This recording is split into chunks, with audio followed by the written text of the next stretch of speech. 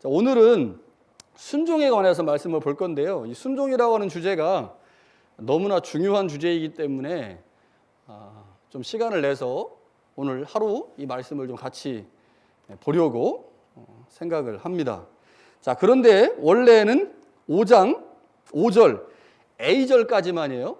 A절까지. 근데 이제 뒷부분에는 겸손이 있기 때문에 사실은 A절까지만 읽어야 되는데 우리말 성경을 보면 이게 연결되어 있는 느낌이 나거든요. 순종하고 다 서로 겸손 이렇게 돼 있기 때문에 그래서 이 말씀을 제가 좀 보면서 다른 번역 성경들을 좀 봤어요.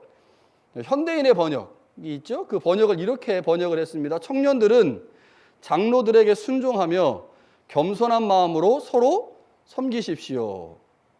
자, 순종하며 겸손한 마음으로 서로 섬기십시오 라고 하니까 이 겸손에 관한 말씀이 앞에 있는 주어인 청년들과 연결되죠. 그러니까 청년들은 장로들에게 순종하고 또 겸손한 마음으로 섬기십시오 이렇게 돼 있어요. 번역이. 자, 개역개정판과 비슷하게 번역을 한 거죠. 그러니까 현대인의 번역 성경은 젊은 자들에게 주는 권면이 5절 전체인 것으로 번역을 했습니다. 5절 전체가 젊은 사람들에게 주는 권면입니다. 그리고 그 권면이 9절까지 계속 이어집니다. 9절까지. 자, 그럼 다른 번역 성경은 어떻게 번역을 했을까? 자, 새 번역은 이렇게 번역했어요. 젊은이 여러분, 이와 같이 여러분도 나이가 많은 이들에게 복종하십시오.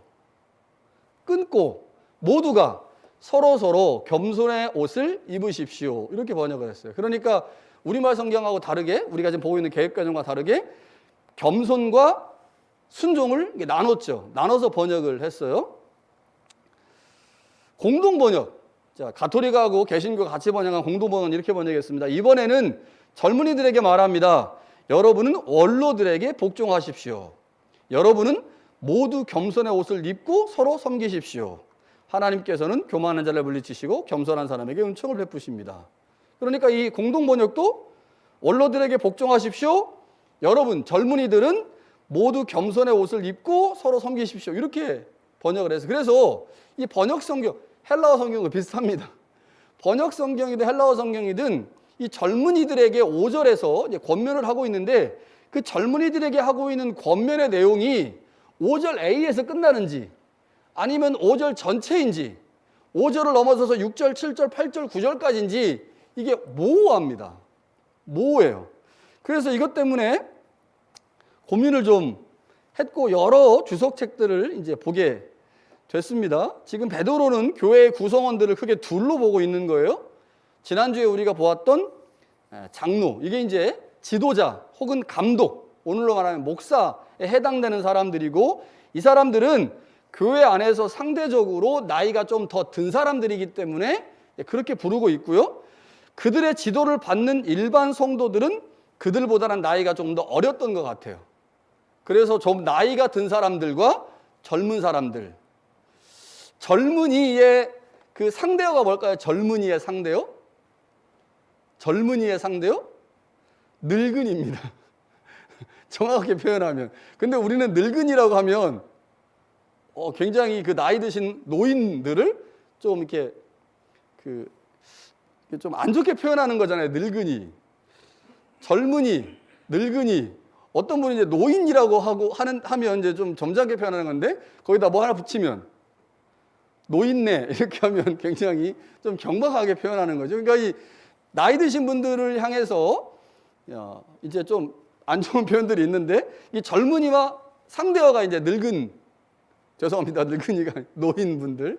그래서 이제 장로들과 젊은 사람 이렇게 이제 두 그룹으로 공동체 구성원들을 보고 있고 그래서 1절부터 4절까지는 나이 드신 우리 장로들에게 목회자들에게 권면한 거라면 5절에 보면 이와 같이라고 하는 부사가 있죠. 이와 같이.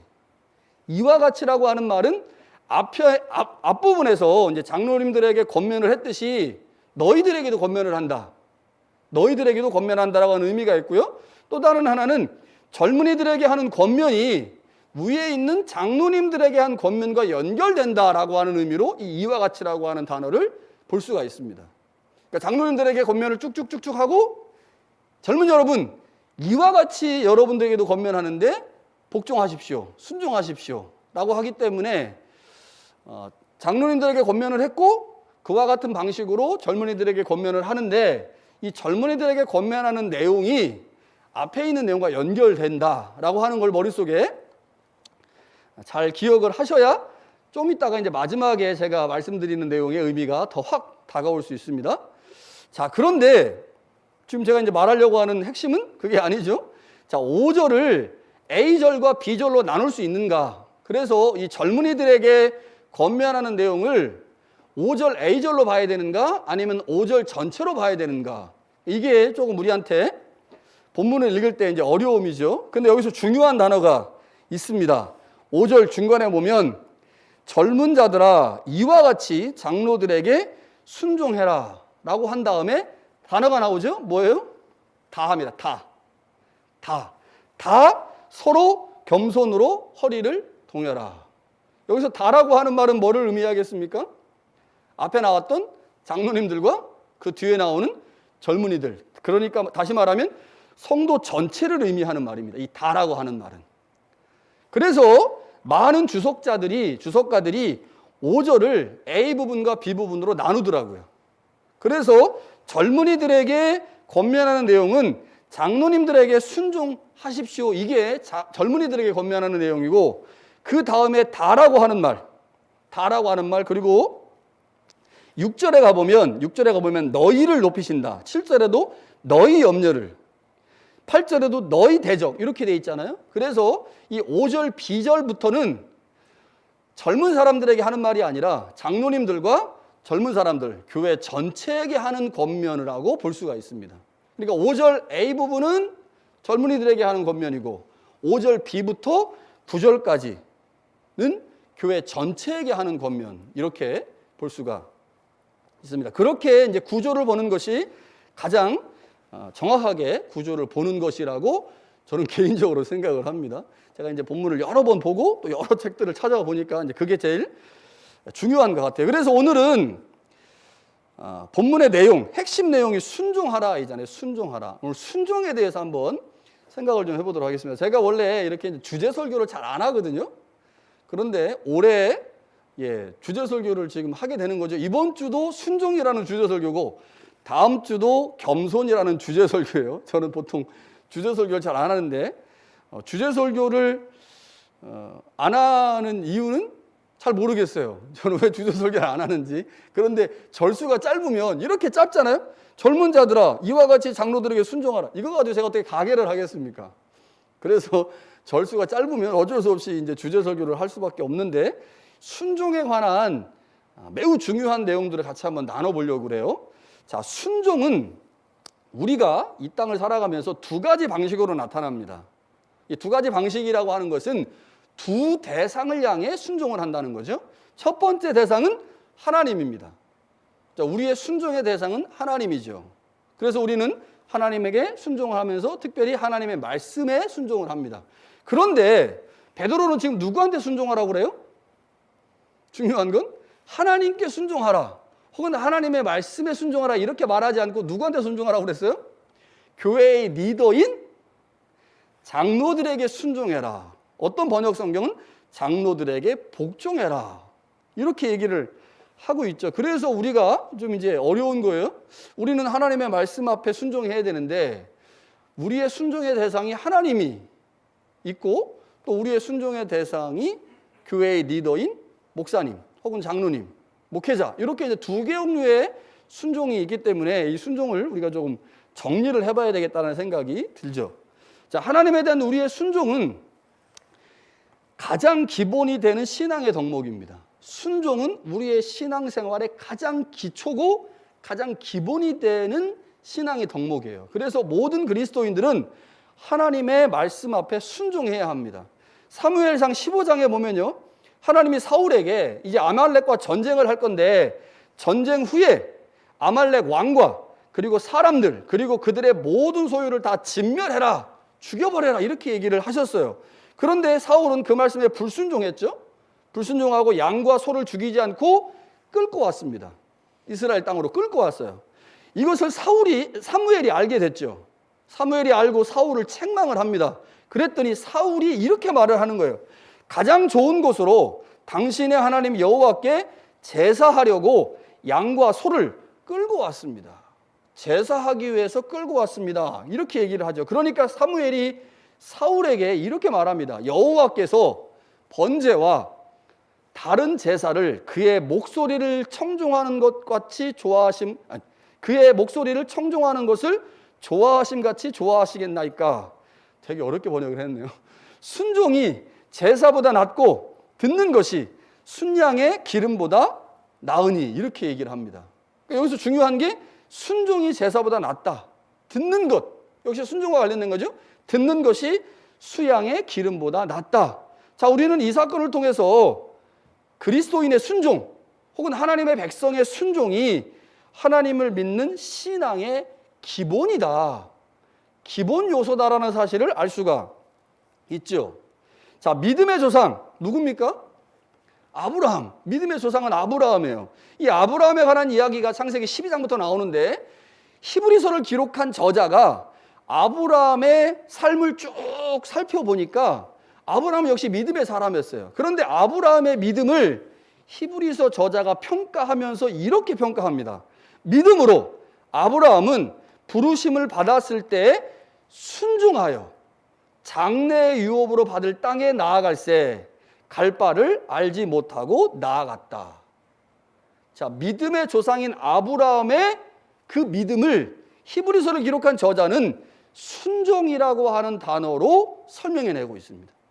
그러니까 믿음은 곧 순종인 거죠. 내가 하나님을 향하여 믿음을 가지고 있다, 하나님의 존재를 인식하고 하나님의 전지전능하심을 알고 있다라고 한다면 하나님의 말씀 앞에 내가 순종해야 된다. 아브라함을 순종이라는 단어로 설명하고 있다. 그 말은 곧 아브라함의 믿음은 순종으로 표현됐다는 거죠.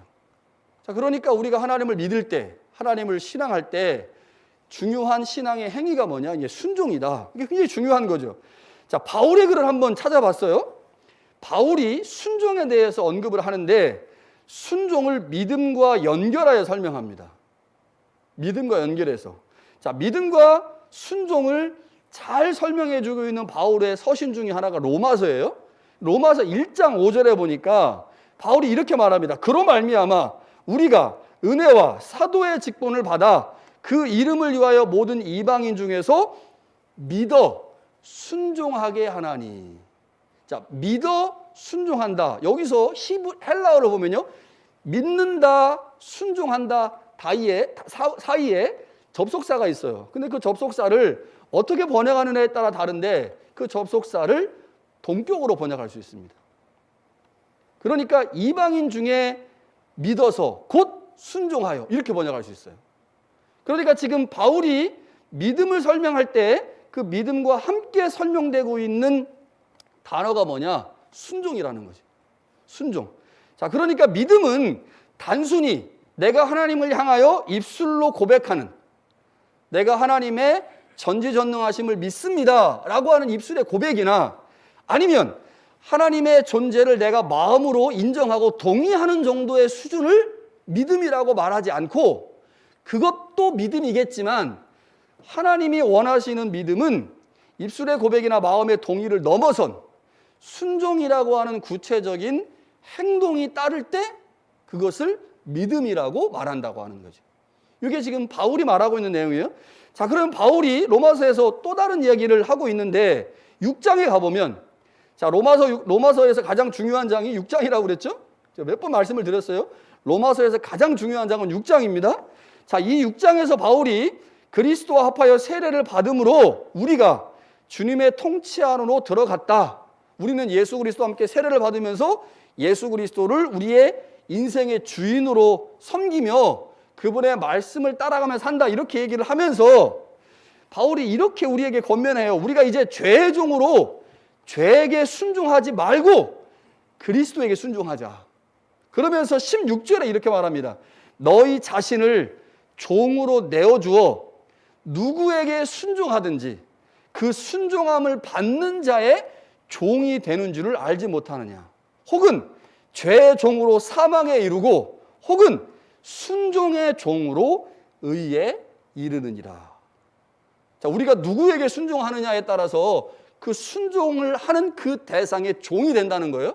우리가 죄에게 순종하면 죄의 종이 되는 거고, 그리스도에게 순종하면 그리스도의 종이 되는 거예요. 그래서 우리가 그리스도와 함께 세례받고 그리스도와 한 몸이 되었으니 이제는 죄를 멀리하고 죄를 버리고 그리스도의 종이 되어 의로운 삶을 살아가자라고 바울이 이야기합니다. 자, 이 순종에 관해서 이제 또 하나 언급해야 될 게 야고보서죠. 야고보서 2장 14절에 보면요, 행함이 없는 믿음이 자신을 구원할 수 없다, 이렇게 말해요. 행함이 없는 믿음이 자신을 구원할 수 없다. 그리고 17절과 26절에 그렇게 행함이 없는 믿음은 죽은 믿음이다 라고 얘기를 하는데, 야고보가 그의 서신에서 말하는 행함은 믿음의 결과물로서의 순종을 의미합니다. 내가 하나님을 믿었어요? 그 믿음의 결과물이 순종이겠죠. 그 순종이 곧 뭐냐? 그게 행함이라는 거예요. 자, 야고보는 믿음의 결과물로서의 순종을 설명하면서 누구를 가져오느냐? 아브라함을 가져와요. 아브라함이 이삭을 바친 사건을 소개하죠. 그러면서 21절에 이렇게 말합니다. 우리 조상 아브라함이 그 아들 이삭을 제단에 바칠 때 행함으로 의롭다 하심을 받은 것이 아니냐. 그리고 22절에 말하기를 믿음이 그 행함과 함께 일하고 행함으로 믿음이 온전하게 된다. 자, 믿음이 행함과 함께 일하고 행함으로 믿음이 온전하게 된다. 자, 우리는 예수님을 믿음으로 구원을 받잖아요. 그런데 야고보서와 로마서를 종합해 보면 구원은 두 개의 기둥으로 이루어져 있습니다. 두 개의 기둥. 첫 번째는 믿음이라는 기둥이고요. 두 번째는 순종이라는 기둥입니다. 이 행함이라고 바꿀 수도 있겠죠. 자, 믿음과 순종은 서로 긴밀하게 협력하고 보완하면서 온전한 구원을 이루어냅니다. 그러니까 믿음과 순종은 동전의 양면처럼 함께 다니면서 구원을 완성해내는 거죠. 믿음이 있다고 말하면서 순종하지 않으면, 믿음이 있다고 말하는데 순종하지 않으면 그 믿음은 뭐라고, 어떤 믿음이에요? 죽은 믿음이야. 반대로 믿음이 없으면서 순종만 하는 것은 위선이고 가식입니다. 그렇죠? 유대인들이 하나님에 대한 믿음도 없으면서 행위만 했잖아요. 그런 믿음이 되는 거죠. 믿음이 순종이라는 결과를 낳을 때, 믿음은 순종을 통해 온전한 믿음이 되는 거죠. 그러니까 내가 믿음이 있어. 그러면 그 믿음을 보여야 될 거 아니에요. 그 믿음을 어떻게 보여요?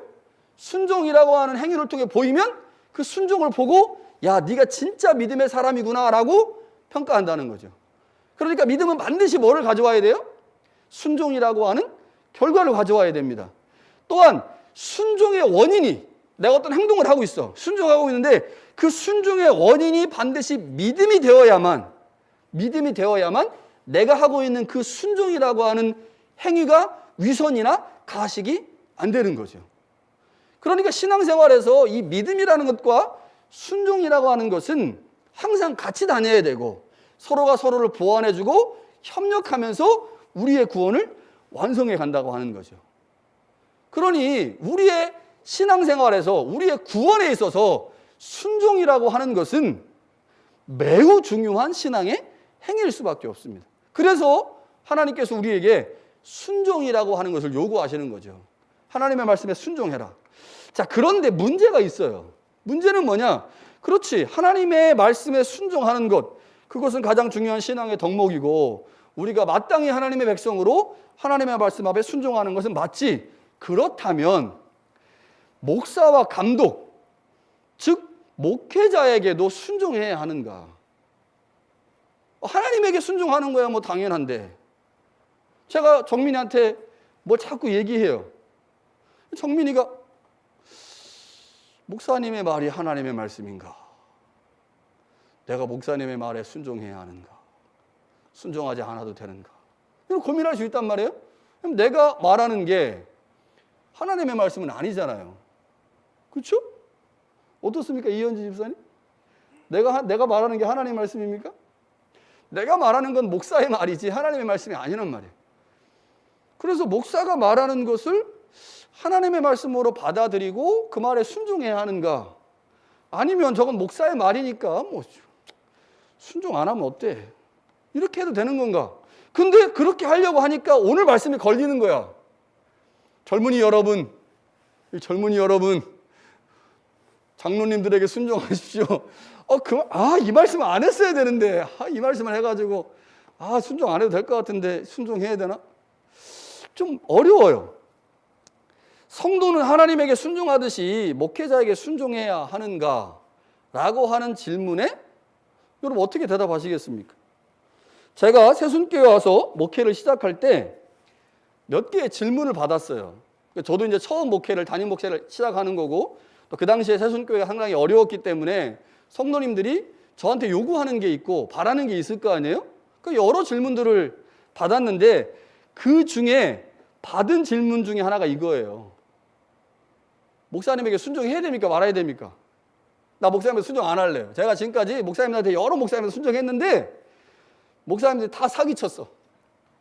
그래서 내가 그때 상처를 너무 많이 받아서 나 이제 목사님한테 순종 안 할 테니까 목사님 내가 순종 안 할 테니까 순종 안 하더라도 나한테 뭐라 하지 마시고 그냥 그렇게 아세요? 그렇게 말하지 않았으나 제가 이제 조금 과장해서 말하면 그런 뉘앙스로 이제 말하는 걸 제가 질문으로 받은 적이 있습니다. 자, 어디까지 순종해야 하는가? 목사가 하는 말에 오늘 베드로는 분명히 목사에게 순종하라고 하는데 도대체 어디까지 순종해야 되는가? 하나님에게 순종하는 거야 당연한 거죠. 하나님의 말씀에 순종하는 건 당연한 건데 그러면 목사에게 순종하는 것은 어디까지 해야 되는가? 자, 이거 그 고민이 됐던 분 계세요? 가람이가 너무 열심히 듣고 있어.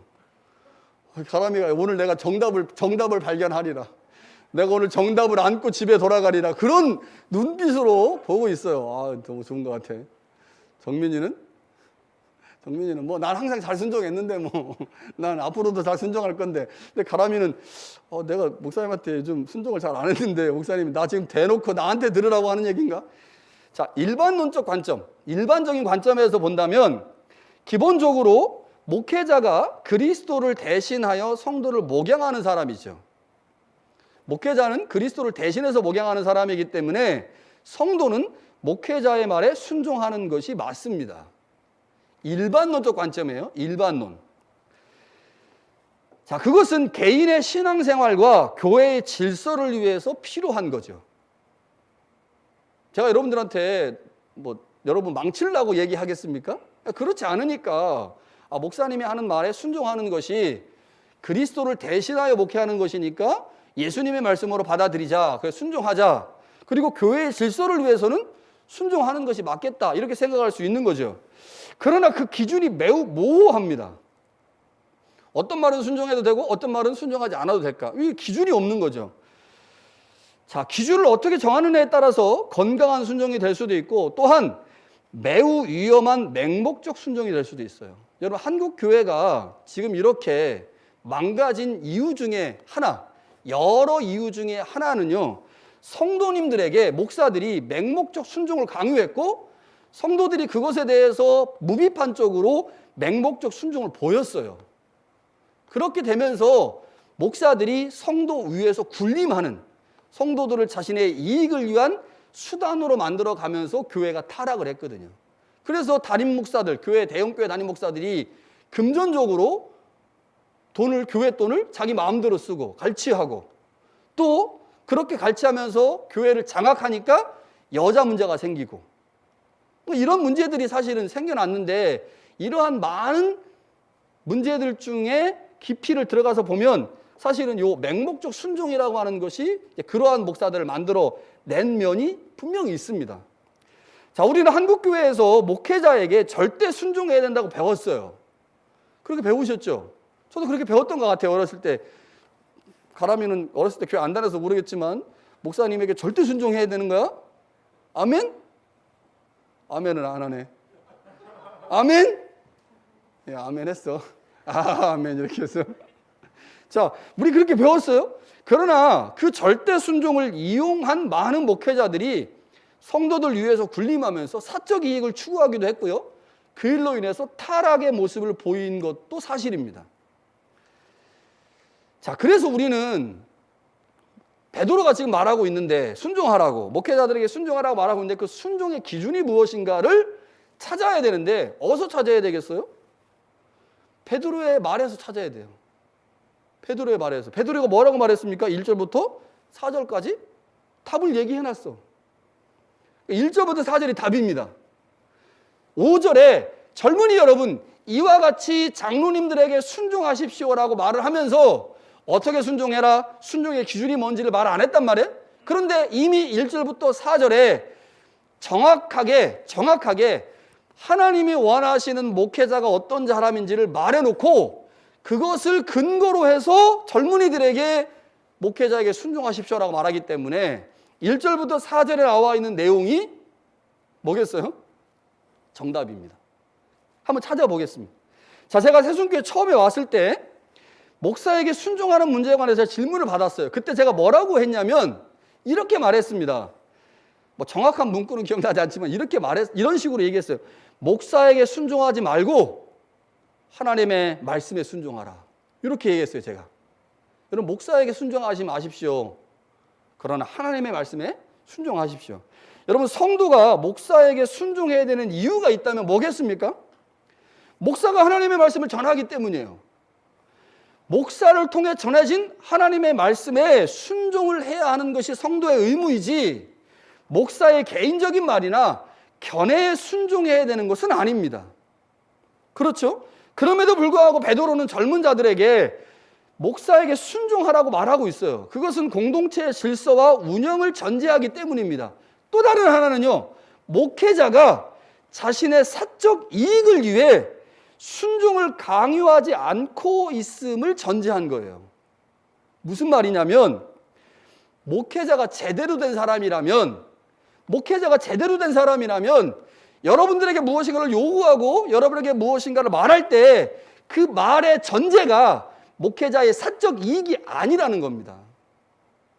공동체의 질서와 공동체가 이 땅에서 해야 될 하나님의 나라 사역을 위해서 성도에게 필요한 것을 목회자가 말하고 있기에 그 말은 곧 누구의 말인 거예요? 하나님의 말씀이라는 거죠. 근데 반대로 말해서 목회자가 자신의 사적 이익을 위해서 성도들을 이용하고 있어요. 그러면서 성도들에게 뭔가를 요구하고 있어. 그거 들을 필요 있어요, 없어요? 없다는 거예요, 그거. 다시 말하면 베드로가 장로들에게 양무리를 치는 일에 있어서 자원함으로 해라. 더러운 이득을 위해서 하지 마라. 주장하는 자세로 하지 말고 양무리의 본이 되라고 말했죠. 우리가 목회자에게 순종한다고 하는 것은 목회자가 바르게 목회하고 있음을 전제하는 겁니다. 목회자가 목회를 바르게 해야 그 입술을 통해서 하나님의 생명의 진짜 말씀이 나오는 거고 그가 원하고 그가 말하는 것이 교회와 하나님의 나라를 위한 것인 거죠. 그렇지 않다면 그 목사의 말에 순종했을 때 결국 그 목사의 말은 개인의 사적 이익을 위한 말이고 그렇게 순종을 하면서 맹목적 순종이 될 때 목회자가 마치 자기 어떤 회사의 회장인 것처럼 그렇게 착각해가지고 성도들 부려먹는 거예요. 자신의 이익을 위해서. 담임 목사가 자신의 집 벽지를 바르는데 부목사를 데려다 시킵니다. 돈도 안 주고. 1시간 일 시켰으면 20불 줘야 될 거 아니야. 1시간 일 시켜놓고 돈도 안 줘. 그리고 당연하게 부목사는 담임 목사 집에 와서 벽지를 발라야 되는 것처럼 생각을 해요. 담임 목사들이. 무슨 필요에 따라서 교인들 불러다가 집에서 일 시키고. 여러분, 목회자가 하나님의 뜻을 따라 자신의 이익을 추구하지 않고 다른 성도들의 본을 보이면서 목회하고 있다면 그가 전하는 말씀이나 그가 성도를 향해 하는 말은 성도와 교회를 위한 것이 틀림없을 것입니다. 그렇다면 순종해야 한다는 거죠. 그러니까 5절에 말하고 있는 젊은 자들에게 요구하고 있는 순종은 그 순종의 대상인 목회자가 1절부터 4절까지의 바른 행실로 목회하고 있을 때 가능한 말이라는 겁니다. 여러분, 그렇지 않으면요, 목회자에 대한 순종이 문제가 될 수 있습니다. 이러한 안 좋은 전형적인 예를 보여준 사람이 있어요. 그게 누굴까요? 한국에 있는 사랑제일교회 전광훈 씨입니다. 전광훈 씨가 이런 얘기를 했어요. 하여튼 입에 담기도 하여튼 진짜. 그런데 어떤 여자 성도를 향해서 빤스를 내리라고 해서 내리면 내 성도고 빤스를 안 내리면 그 내 성도 아니라고 그런 개 헛소리를 했습니다. 그 교회 성도들이 이 전광훈 씨에게 맹목적 순종을 한 거죠.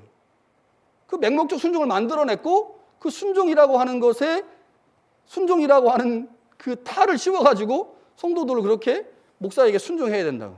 그러니까 가장 안 좋은 예를 보여준 거예요, 이 전광훈 씨가. 여러분, 목사의 말에 순종을 할 것인지 말 것인지, 여러분, 그건요, 여러분이 가장 잘 압니다. 가람이가 제일 잘 알아. 내가 목사님 말에 순종해야 되는지 말아야 되는지. 왜요? 여러분들은 우리 교회 다니면서 저를 보고 다 판단하고 있거든. 그래서 여러분 다 판단하고 있기 때문에 제가 뭐 여러분들한테 강요를 하고 안 하고의 문제가 아니고 제가 뭔가를 말했을 때 뭐 순종해야 되는구나 라고 생각하면 순종하는 거고, 아이고 목사님 저거 다 자기 위해서 자기 이익 때문에 하는 거다 이렇게 판단하면 안 하는 거죠. 그러니까 여러분들한테 목사에게 순종하라 마라 이렇게 말할 게 사실은 없어요. 여러분들이 교회를 다니면서 교회의 리더에 해당되는 사람들에 대한 판단을 이미 하고 있기 때문이죠. 목사의 말에 대한 순종 여부는 사실 목회자가 자신의 사역을 채우기 위해 목회를 하고 있는지, 아니면 교회와 하나님의 나라와 성도를 위해서 하고 있는지, 또는 말만 하고 전에 행동하지 않는 목사인지, 본을 보이는 목사인지, 뭐 이런 여러 가지들을 통해서 여러분들이 판단할 수 있습니다. 그러니까 기준은 누가 만드는 겁니까? 기준은 여러분이 만드는 거예요. 목사에게 순종할 것인지 순종하지 않을 것인지. 그러니까 그 기준에 대한 전체적인 아웃라인은 베드로가 제공했습니다. 1절부터 4절까지. 그리고 우리한테 이제 말하는 거죠. 여러분, 이와 같이 젊은 자들, 여러분들 장로에게, 목사에게 순종하십시오. 여러분, 분명한 건요, 성경은 순종에 대해서 말하고 있죠. 그리고 우리에게 순종을 요구한다고 하는 것입니다. 성경이 성도들에게 순종을 요구하고 있어요. 하나님의 말씀에 대한 철저한 순종을 요구합니다. 뿐만 아니라 교회를 이끄는 지도자들에게도 순종해야 한다고 말씀합니다. 그런데 여기서 반드시 기억해야 될 것은 우리의 순종이 우리의 이성과 지성을 무시한 맹목적인 순종이 되어서는 안 된다는 것입니다. 맹목적 순종은 안 돼요. 목사를 망치는 것이고 교회를 망치는 것입니다. 목사에게 순종하세요. 순종하시기 바랍니다. 여러분들이 목사에게 순종할 수 있도록 목회를 건강하게 잘하도록 하겠습니다. 그러니까 이 말씀은 사실 이 순종이라고 하는 말은 하나님께서 우리에게 하나님의 말씀에 순종해라라고 하는 건 당연한 것이지만, 우리가 공동체 안에서 목회자에게 순종한다고 하는 것은 공동체 안에서 서로와의 관계잖아요. 그런데 그 순종이라고 하는 것을 통해서 목사가 자신의 이익을 따라서 목회하는지 아니면 건강하게 하나님의 말씀을 따라 목회하는지를 사실은 판가름할 수 있는 기준이기 때문에 이 순종이 우리 안에서 건강하게 잘 행해질 때 목사도 건강해지는 거고, 성도들도 역시 그 목사와 함께 건강한 교회를 만들 수가 있는 거죠. 바라기는 우리 교회가 건강하게 성장해서 또 건강한 순종을 통해서 하나님의 나라를 이 땅에 세워갈 수 있기를 간절히 바랍니다.